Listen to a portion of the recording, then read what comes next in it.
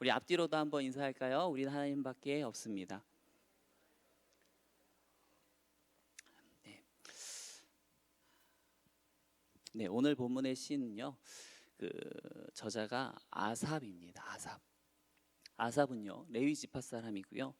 다윗과 솔로몬 시대의 찬양 봉사자이면서 또 합창단의 악장이었습니다. 그러면서 그가 시편을 몇 편이나 썼는가 하니까 12편이나 썼을 정도로 좀 믿음에 대단한 사람이죠. 근데 이 아삽이 지은 이 73편은요, 우리가 믿음 생활 가운데 우리가 또 갈등을 겪게 될 때가 있잖아요. 그리고 고민하고 할 때가, 시험에 들 때가 있는데, 그럴 때 어떻게 해결할 수 있는지 그 해결책을 주는 시편이기도 합니다. 우리 1절 말씀부터 우리 같이 한번 보기 원합니다. 1절, 하나님이 참으로 이스라엘 중 마음이 정결한 자에게 선을 행하시나. 여러분, 1절에 의하면 하나님은 어떤 자에게 선을 베푸시죠? 마음이 정결한 자, 그러니까 마음이 깨끗한 자. 그래서 마음을 깨끗하게 해서 하나님만을 온전히 섬기는 자에게 하나님은 은혜를 주십니다.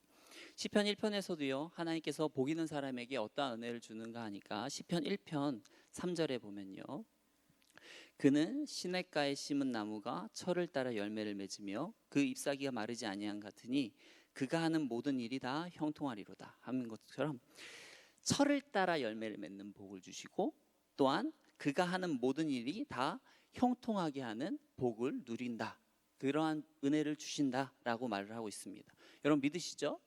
아멘이십니까? 네. 그렇죠. 우리가 믿는 하나님은 어떤 분입니까? 마음을 정결한 자, 정말 하나님을 온전히 믿는 자에게는 복을 주시고, 또한 제 가운데 살아가면서 하나님을 멀리하는 자에게는 어떤 하나님의 심판과 징계를 내리시는 어떤 그런 공의로운 분이시죠. 시인도요, 그런 하나님을 믿었습니다. 그런데 그렇게 하나님을 믿고 나아갔는데 어느 날 그런 그에게 현실이 보이기 시작을 합니다. 그리고 그 현실을 보자 그의 마음이 흔들리기 시작을 합니다. 그런데 그의 마음이 그냥 흔들린 것이 아니에요. 약간 흔들린 것이 아니라 2절 말씀 우리 한번 같이 볼까요? 2절 말씀 시작. 나는 거의 넘어질 뻔하였고 나의 걸음이 미끄러질 뻔하였으니. 넘어진 것은 아니에요. 하지만 넘어질 뻔하였다. 크게 이게 심각하게 얘기하면 배교할 뻔할 정도였다. 그 정도라는 거예요. 그게 배교하지는 않았지만 배교할 정도의 어떤 위험의 수위까지 넘어갈 뻔했다. 이제 그 정도였음을 고백을 하게 되어집니다. 근데 도대체 이렇게 시편을 여러 편 적을 정도로 이렇게 훌륭한 사람이 이렇게 신앙이 뿌리채 뽑힐 정도로 이렇게 어떠한 심한 갈등을 겪었을까? 그 이유는 3절에 보면 그 이유가 나오게 됩니다. 우리 3절 말씀 같이 읽어보겠습니다. 이는 내가 악인의 형통함을 보고 오만한 자를 질투하였음이로다. 지금 시인이 무엇을 보고서 이렇게 신앙이 흔들립니까? 악인의 형통이에요. 악인의 형통. 여러분, 시편 1편에 의하면 악인들은 어떻게 돼야 돼요? 바람에 나는 겨와 같아서요, 하나님의 심판을 견디지 못하고 결국 망해야 돼요. 망해야 돼요. 악인이니까. 그런데 어떻게 악인이 득세하고 잘되고 형통할 수 있겠습니까? 그런데 이것이 우리가 신앙적인 이론으로서는 그게 맞는데, 막상 이 시인이 본 현실 앞에서는 어떻습니까? 이 하나님도 모르고 심지어 하나님을 저주하기까지 하면서 자기 멋대로 사는 이 악인이요, 오히려 하나님의 뜻대로 살아가는 사람들보다 훨씬 잘되고 형통한 그러한 삶의 모습을 본 것입니다. 그런데 이 시편 73편이 되게 잘 쓰여진 게 무엇인가 하면 이 악인의 형통이 무엇인지 그것을 구체적으로 잘 적어놨다라는 거예요. 우리 한번 계속 볼게요. 악인의 형통이 어떠한 것이 있는지. 4절 말씀을 보면요, 그들은 죽을 때에도 고통이 없고 그 힘이 강건하며. 여러분, 악인이 이 땅에서 형통했어요? 그러면 최소한 어떤 때는 좀 힘들어야 돼요? 죽을 때라도 좀 고통스럽게 죽어야 되는데, 근데 어때요? 이 악인은 죽을 때조차도 고통이 없고 힘이 강건해요. 여러분, 죽을 때 고통 없이 죽는 것은 또 어떻습니까? 세상이 말하는 복 중에 하나죠. 그런데 이러한 복을 누가 누리고 있어요? 악인이 지금 누리고 있는 것입니다. 또 5절 말씀 볼까요? 사람들이 당하는 고난이 그들에게는 없고 사람들이 당하는 재앙도 그들에게는 없나니. 여러분 어때요? 악인들의 삶은 어때야 됩니까? 하나님의 말씀대로 살지 않다 보니까 늘 고난, 어떤 재앙 막 이런 것들이 막 계속 뒤따라와야 될 것 같습니다.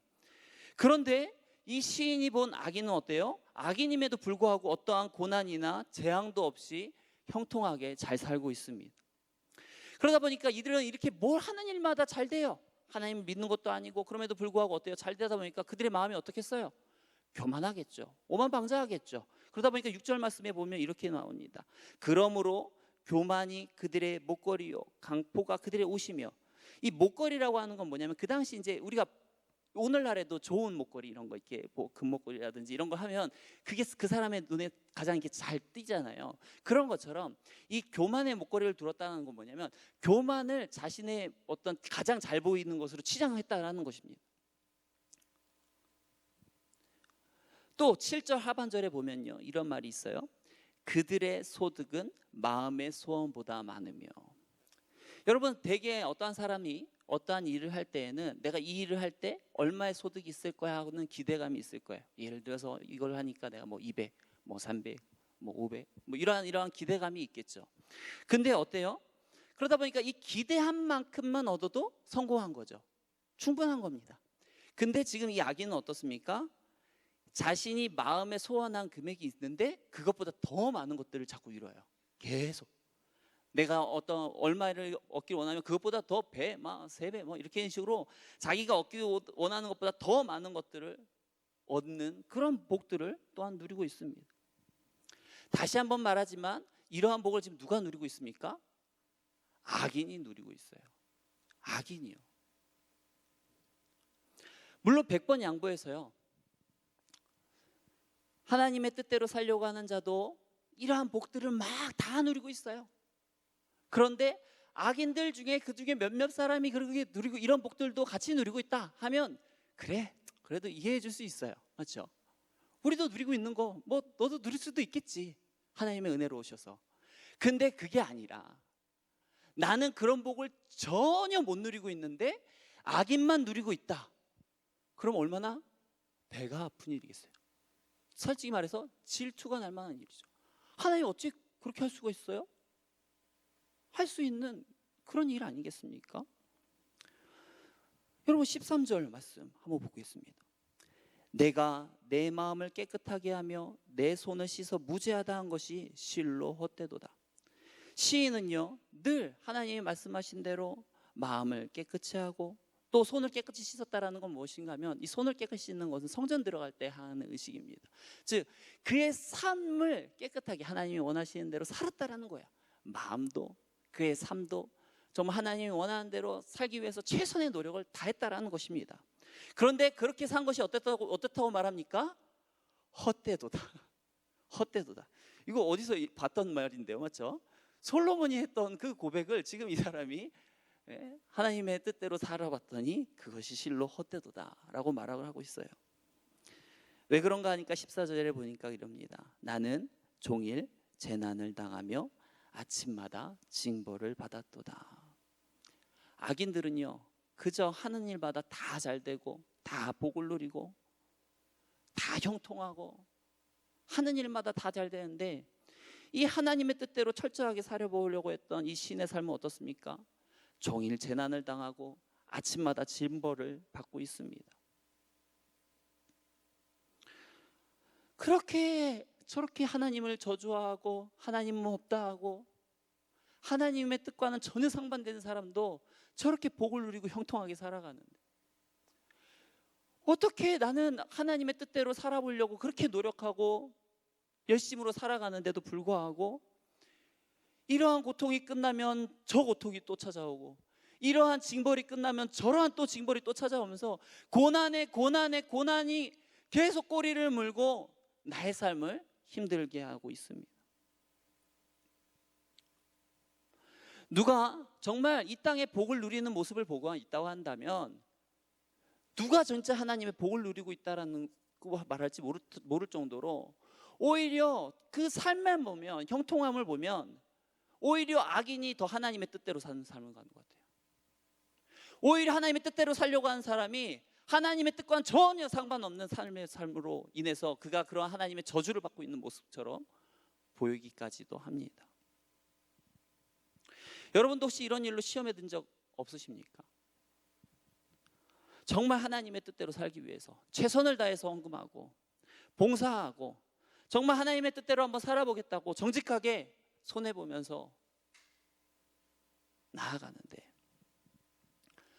그럼에도 불구하고 늘 축복은커녕 경제적으로 어렵고 궁핍한 삶을 살아가는데, 내가 아는 그 어떠한 사람은 하나님은 모르고 하나님의 뜻과는 전혀 상관없이 정말 교만하고 악행을 저지르면서 온갖 짓을 다 하는데, 그럼에도 불구하고 자녀들은 잘 되고 좋은 사람 만나서 결혼하고 하는 일마다 뭐 승진하고 잘 되고 뭐 이런 일들이 있다고 한다면, 아마 여러분들도 이러한 생각들 다 해봤을 거예요. 왜 저 사람은 저렇게 잘 되는데 왜 나는 이렇게 안 되지? 왜 저 사람들은 저렇게 잘 돼갖고 뭐 복을 받는다고 하는데 왜 나는 이렇게 안 되는 거야?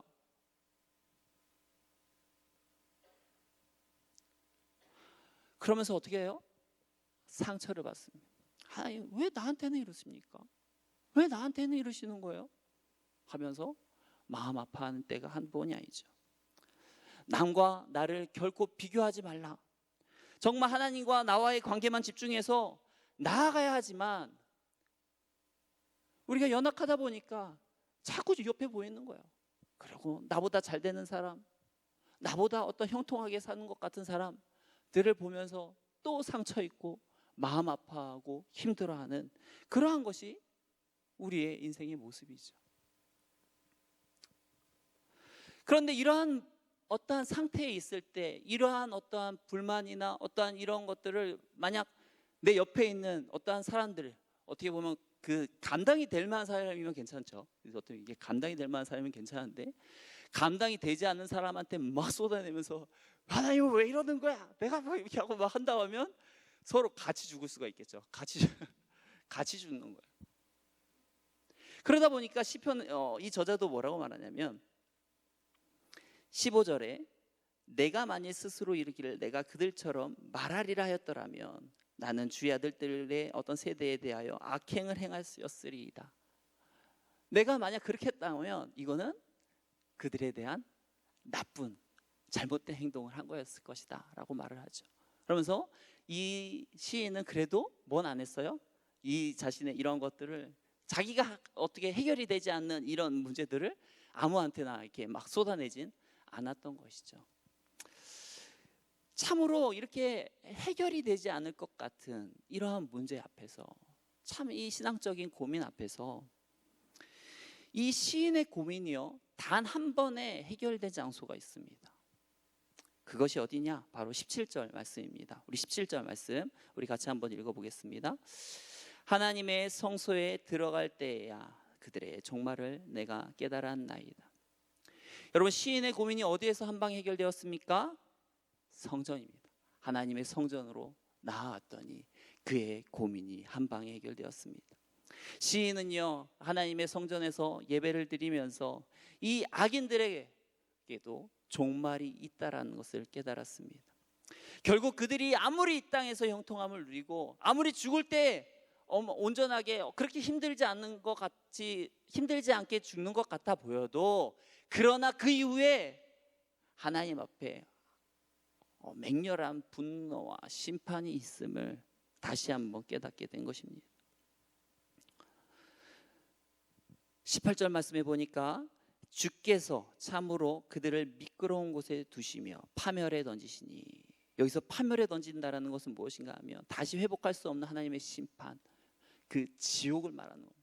그들을 다시는 회복하지 못하도록 이 지옥 가운데 내버리신다는 겁니다. 19절 말씀에도 그들이 어찌하여 그리 갑자기 황폐되었는가 놀랄 정도로 그들은 전멸하였나이다. 그들 스스로도 우리의 처지가 갑자기 어떻게 이렇게 바뀐 거지? 하고 놀랄 정도로 그들의 처지는 어때요? 어떠한 전멸의 수준으로 내려갈 것이라는 것이죠. 이처럼 아무리 그들이 이 땅에서 형통하고 잘 되는 것 같아 보여도요, 아무리 하나님의 심판을 다 피하는 곳 요리조리 형통한 복만 누리고 살아가는 것 같아 보여도 결국에 그 부자와 나사로의 그 성경 이야기에서처럼 이 땅의 부자가 아무리 이 땅에서 호의호식하며 살아가도 죽으면 어떻습니까? 죽음의 그 불꽃 앞에서, 그 지옥의 그 맹렬한 그 불꽃 앞에서 괴로워하며 아파했던 그러한 모습으로 살아갈 수밖에 없는 것입니다. 자, 우리 다시 한번 살펴보기 원합니다. 무엇을 다시 살펴보기 원하면, 도대체 그러면 어떻게 이 시인은 이전에 깨닫지 못했던 것들을 이러한 성전에서 깨닫게 되었을까요? 여러분, 이 시인이 살았던 시대나 오늘이나 이 성전에서 하는 일들은 동일합니다. 기도하고 말씀 보고 하나님을 찬양하고 하는 일들은 다 동일합니다. 특히나 이 저자인 이 아삽은요, 노래하는 사람이죠. 그래서 특히나 다윗이 임명한 성가대의 책임자 중에 한 사람입니다. 그러다 보니까 이 사람은요, 이 시인은 하나님 앞에서 어떤 마음껏 찬양을 하면서 하나님의 어떤 놀라운 그 뜻들을 깨달을 수가 있었을 것입니다. 저도 찬양을 참 좋아하다 보니까 특히나 이 청년 때에 보면 많은 고민이 있지 않습니까? 물론 지금도 있지만 그때는 더 이렇게 뭔가 이렇게 마음의 중심이 이게 뭐가 이게 잡혀 있지를 않다 보니까 더 많이 힘들어했던 것 같아요. 그러한 힘들 때마다 들어가는 곳이 있었습니다. 저희 집에 그 조그만 방이 있거든요. 옛날 구옥집이다 보니까 정말 방이 되게 좁아요. 이게 딱 했고 제가 들어가면 눕기도 힘들 정도로 그런 방이 하나가 있습니다. 정말 쪽방이죠. 그런 쪽방에 들어가서 날마다 기타 치고 찬양하고 내가 어떤 이런 것들이 해결될 때까지 말씀 읽고 기도했던 그러한 장소가 있습니다. 그렇게 막 찬양을 하다 보면 참 그 청년 때 말씀 잘 모르잖아요. 내가 어떠한 신학적인 질문을 던지면 답이 어디에 있는지 모릅니다. 몰라요. 근데 참 놀라운 것은 제가 그 답을 어떻게 찾는가 하면 이 찬양의 가사들을 통해서 찾아가는 거예요.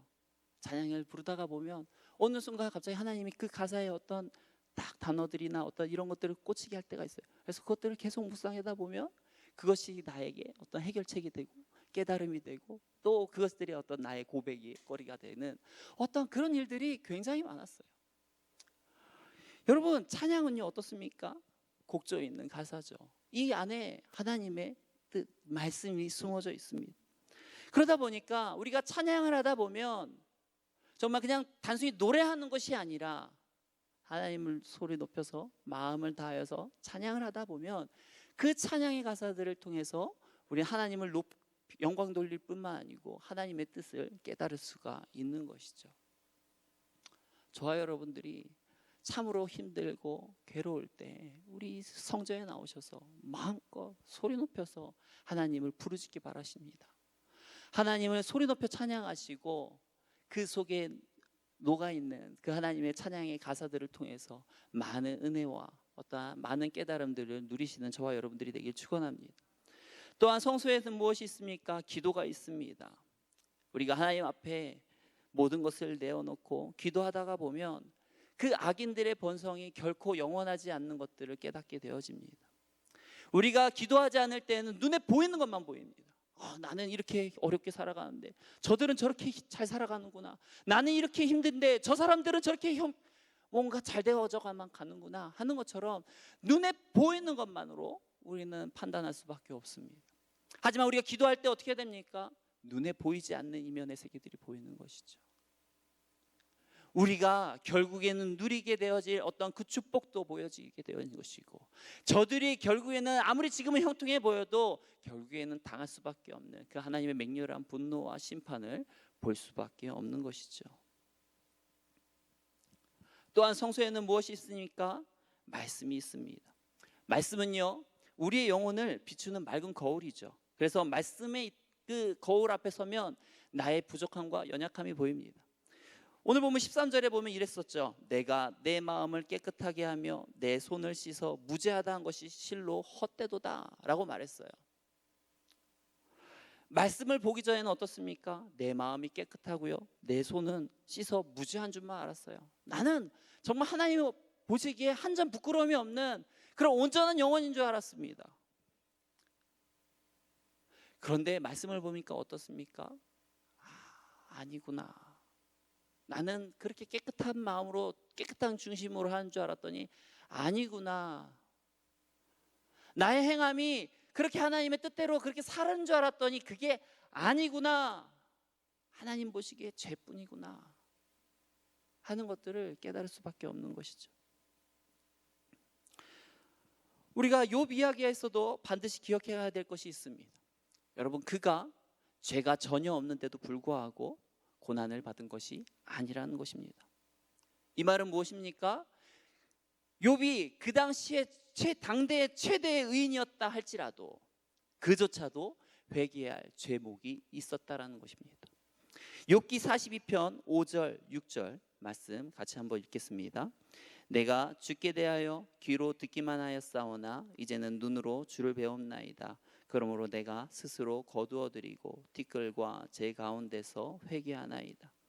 어떻습니까? 아무리 그가 당대의 최고의 의인이고 우리가 따라가기 힘든 믿음의 선인이지만 그럼에도 불구하고 그조차도 죄가 있고 회개할 것이 있었고 따라서 그 죄로 인해서 고난을 당할 거리가 있었다라는 것입니다. 여러분, 우리가 아무리 마음을 깨끗이 하고요, 내 손을 씻고 정말 행실을 깨끗이 하려 하여서 정말 하나님의 뜻대로 살려고 한다 할지라도 우리는 여전히 죄인입니다. 여전히 못한 부분이 있고 여전히 부족한 모습이 있을 수밖에 없습니다. 그렇기 때문에 우리가 악인들을 질투하면서 그런 마음으로 어떤 상처를 입고 살아가는 것이 얼마나 어리석은 일인지 모릅니다. 시인은요 계속해서 고백합니다. 25절 말씀입니다. 우리 같이 한번 읽어보겠습니다. 하늘에서는 주 외에 누가 내게 있으리요 땅에서는 주밖에 내가 사모하리 없나이다. 아마 우리 청년들이나 이렇게 젊은 친구들은 많이 아는 가사일 겁니다. 하늘 위에 주님밖에 내가 사모할 자 이 세상에 없네. 주는 나의 힘이요 하는 그 찬양의 가사죠. 그런데 이 가사를 조금 말을 달리하면 이러한 말이 됩니다. 하늘에 주밖에 없고 땅에도 주밖에 없습니다. 하늘에도 난 주님만 보고 땅에서도 하나님은 난 주님만 봅니다. 난 주만 볼 것입니다 하는 그러한 가사이죠. 근데 왜 이 시인이 이러한 고백을 할까요? 왜 이러한 어떤 하나님의 놀라운 깨달음을 깨닫고서 내가 왜 하나님만 보겠습니다, 주만 보겠습니다 라고 말을 하겠습니까? 그가 다른 것을 보았기 때문이에요. 그가 상처를 받았던 이유는 무엇인가 하면 하나님을만 봐야 되는데 하나님만 보는 것이 아니라 하나님 외에 다른 것을 기대하고 있었기 때문입니다. 물론 그가 기대한 것이 하나님이 주시는 것들이지만 그렇지만 그 하나님으로부터 오는 것임에도 불구하고 그는 하나님보다 하나님이 주시고자 하는 것들을 더 기대했던 거예요. 예를 들면 그것들이 돈이 될 수도 있고 그게 어떤 형통함이 될 수도 있고 그 어떤 다른 모든 것이겠죠. 건강이 될 수도 있고 어찌됐건 이 사람이 더 집중해 보았던 것은 하나님이 아니고 이런 하나님이 주는 부수적인 것들을 더 보았기 때문인 것입니다. 그렇기 때문에 어때요? 하나님이 그러한 것들을 내게 허락하시지 않을 때 그것이 내게 상처가 되고 아픔이 되고 괴로움이 되는 것이었죠.